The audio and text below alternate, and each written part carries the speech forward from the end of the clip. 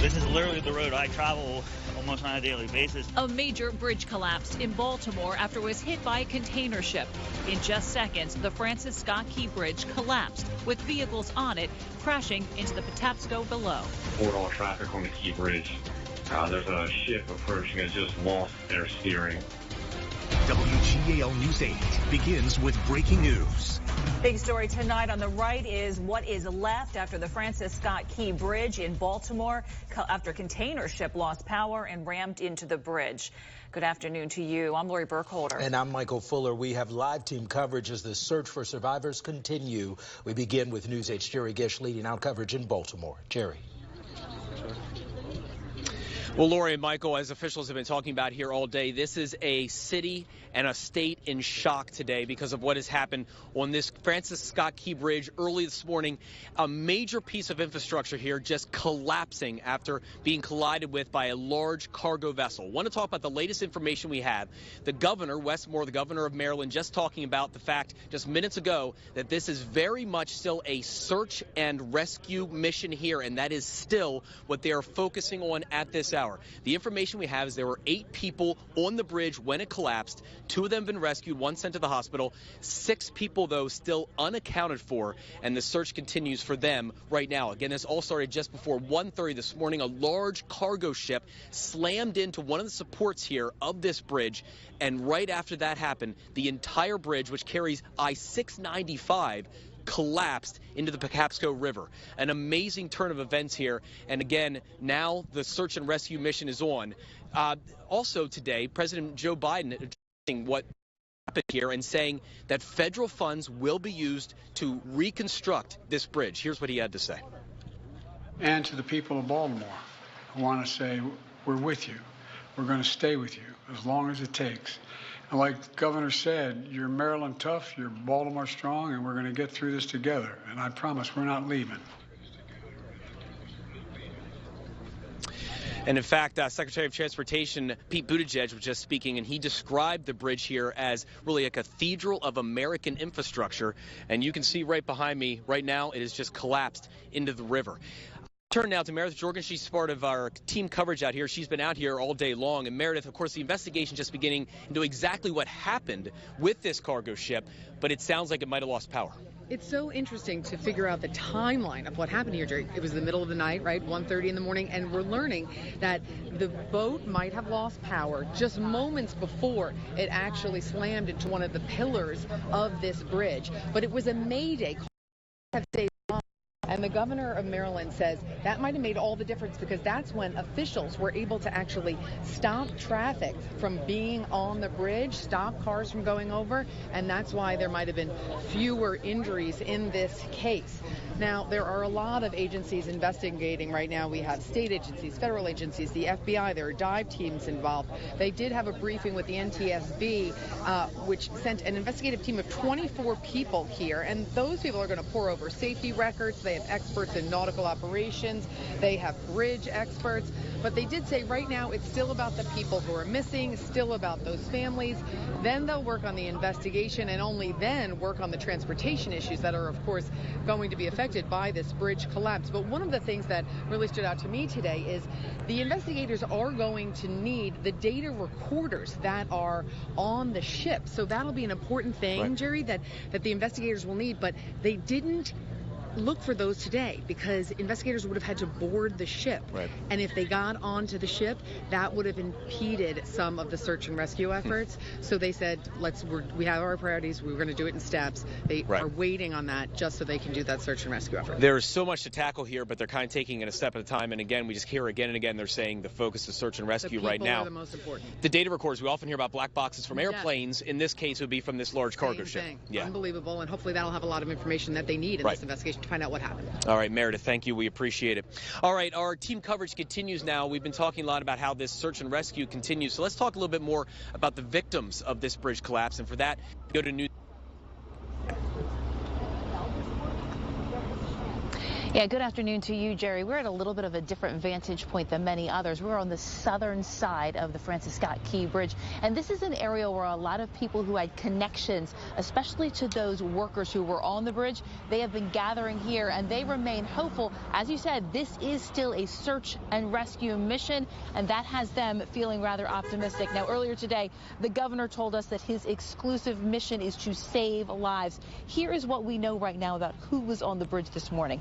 Investigators have confirmed, as you said, 8 workers from Brawner Builders Incorporated out of Hunt Valley, Maryland, were filling potholes overnight when the cargo ship hit the bridge. Now, of those workers, we know that 2 were rescued from the water. 1 was not injured and was able to talk to investigators about what happened. The other was rescued but was taken to Baltimore Shock Trauma for treatment. Community members here are still hopeful the others will be found soon. I have heard that the water is cold, 48 degrees is what I heard this morning.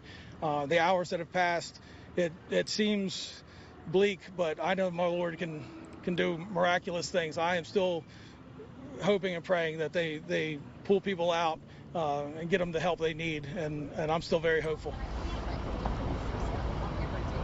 The United States Coast Guard is in charge of the search for the people right now. They are being assisted by Baltimore Fire Department and the Army Corps of Engineers. Now, it is not clear, and we just heard in a press conference that they are still investigating whether or the number of vehicles that were on the bridge at the time of the crash. Officials very hesitant right now to give a number, and we're told by the NTSB right now they are not giving a specific number of individuals that they are looking for. Instead, they say they are simply absolutely leaving no stone unturned in their search. In Baltimore, Ann Shannon, WGAL News 8. And thank you very much. And yes, that number is very fluid right now, and very key right now is what we're talking about here was exactly how many vehicles were on this bridge, and of course the investigation continues into that. But that distress call that Meredith talked about may have saved lives. In fact, it looks like it did by preventing at least some of the traffic from crossing the bridge as the bridge collapsed. We've been talking a lot about the step-by-step process here, but it is amazing to think about what is ahead here in the days, weeks, and even months to come. First of all, you have a major thoroughfare here, I-695. Some 34,000 vehicles a day go over this bridge, so that is going to need to be addressed, and it could take a long time, of course, to rebuild this bridge, even with the support of the federal government. And then also, the Port of Baltimore is closed right now to shipping traffic. It is one of only 3 ports on the East Coast that deals with the largest of the ships that do international shipping. In other words, a very important port. So much is going to be impacted in the coming days, weeks, and months by all of this. And our coverage, of course, continue here on WGAL, including coming up, Ed Weinstock is covering another angle for us, the truck traffic and all the different shipping that could be impacted by this. Much more on that coming up. We're also going to talk with an expert on exactly what we're looking at with this bridge collapsing here today. That's all coming up here on WGAL, but for now, we'll send it back into the studio to you. All right, Jerry and the team out there working on this breaking story for us. Thank you so much. Of course, so many questions to come as this investigation continues to unfold. We're going to be here for you covering it all. You can follow the Baltimore bridge collapse on air, also online at WGAL.com. I'm Jerry Gish, live in Baltimore. We continue to cover the collapse of the Francis Scott Key Bridge, I-695. It carries that highway across the Patapsco River, and you see now behind me, it is a bridge, unfortunately, to nowhere after it collapsed early this morning after a large cargo ship collided with one of the supports of this bridge, a long span. It's 1.6 miles long, and search and rescue efforts continue as we speak for victims of this collapse.